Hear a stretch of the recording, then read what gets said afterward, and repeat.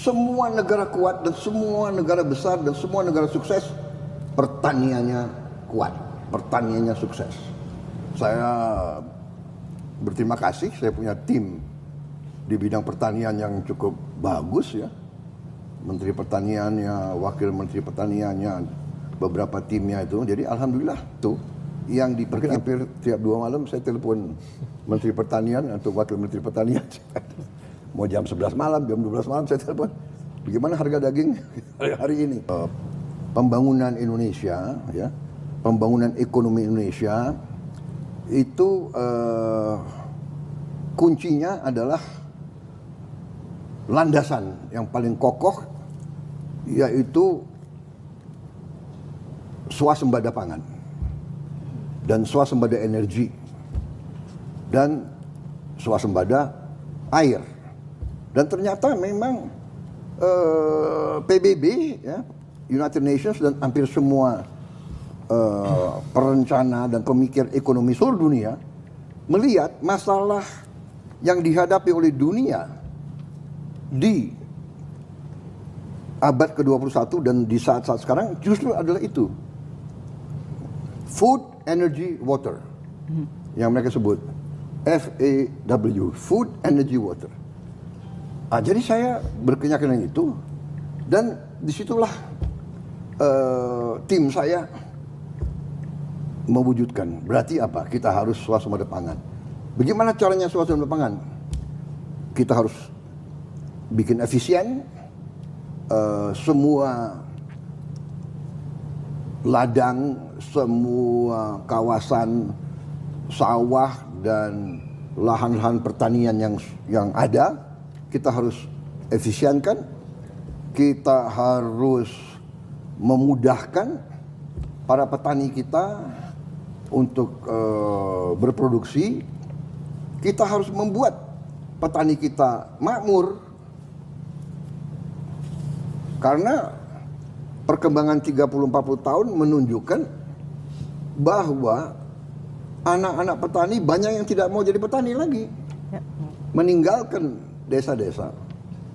Karena merasa bahwa kehidupan petani kita itu identik dengan susah, dengan miskin. Jadi saya memperhatikan itu puluhan tahun. Sejak saya masih muda, mayor, bahkan saya sudah melihat masalah Indonesia adalah masalah, kuncinya adalah antara lain ya masalah pertanian. Dan saya belajar sejarah, semua negara kuat dan semua negara besar dan semua negara sukses, pertaniannya kuat, pertaniannya sukses. Dari situlah saya sampailah, begitu saya dilantik, keyakinan saya itulah saya wujudkan, ya.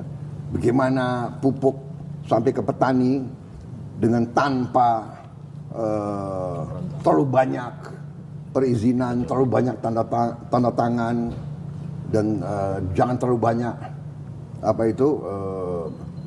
middleman, broker, perantara. Ya. Bagaimana juga petani harga penerimaan dia, income dia, penghasilan dia bisa naik.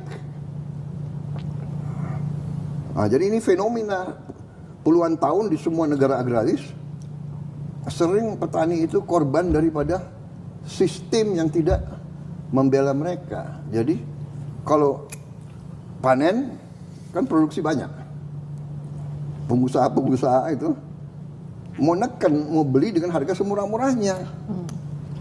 Ini kan mematikan motivasi untuk produksi.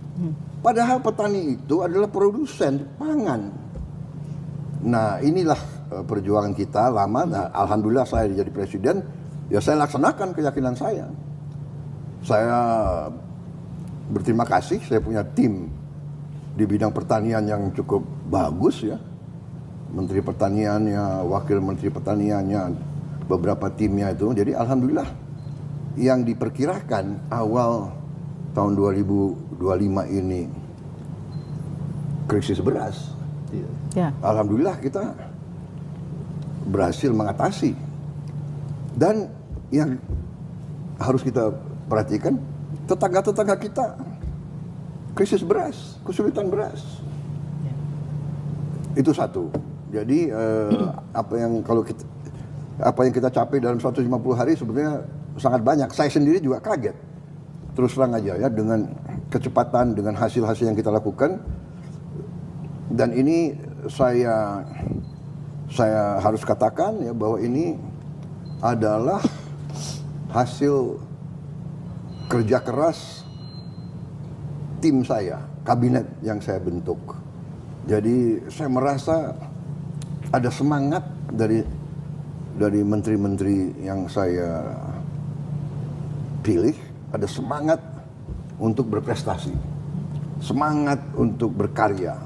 Jadi saya merasakan itu, sehingga banyak sekali yang kita bisa capai. Pertama, khususnya menghadapi Lebaran ini dan Ramadan ini, bulan Ramadan ini, saya merasa sangat terkesan. Pertama, bahwa harga-harga sembako terkendali. Kan saya sering mengatakan saya sudah lama jadi orang Indonesia, ya kan?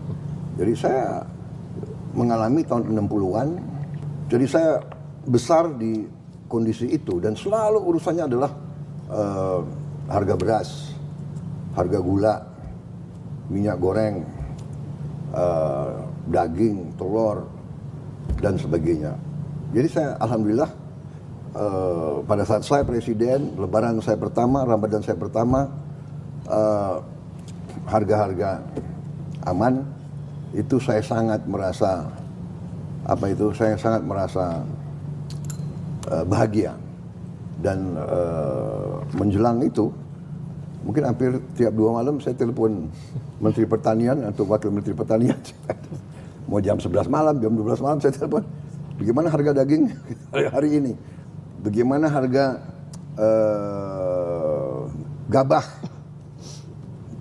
gabah kering panen berapa di kabupaten ini, kita pantau.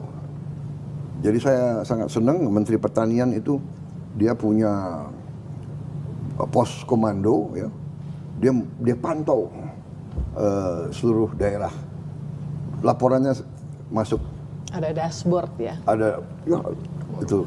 Dan saya pernah datang pagi-pagi, saya sidak, mereka lagi monitor semua kabupaten dan sebagainya.